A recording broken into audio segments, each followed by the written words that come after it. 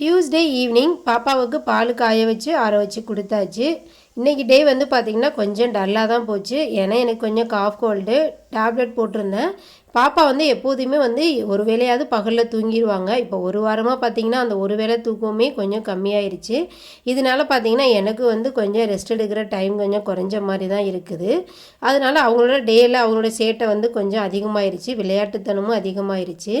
நான் பாத்திரம் கழுவிட்டு இருக்கிறவே வந்து பார்த்திங்கன்னா அவங்களும் பாத்திரம் கழுவுறேன் அப்படின்னு சொல்லிட்டு அவங்களோட சேர் எடுத்தாந்து போட்டு அவங்களோட டாய்ஸ்லாம் போட்டு வாஷ் பண்ணுறதும் இதுவும் ஒரு வகையான மைல் ஸ்டோன் தான் அப்படின்னு சொல்லிட்டு நான் வந்து ரொம்பவே அவங்கள கண்ட்ரோல் பண்ணல, கொஞ்சம் ஃப்ரீயாகவே விட்டுட்டேன். எனக்கு கொஞ்சம் கஷ்டமாக தான் இருந்துச்சு, பரவாயில்ல அப்படின்னு சொல்லிட்டு அட்ஜஸ்ட் பண்ணிக்கிட்டேன்.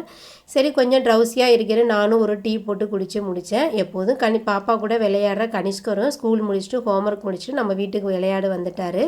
கனிஷ்கர் வரவும் பாப்பாவும் அவங்களோட கொஞ்சம் விளையாண்டாங்க. அதனால் எனக்கு கொஞ்சம் டைம் கிடைச்ச மாதிரி இருந்துச்சு. நான் கொஞ்சம் ரெஸ்ட் எடுத்தேன். தேங்க்யூ.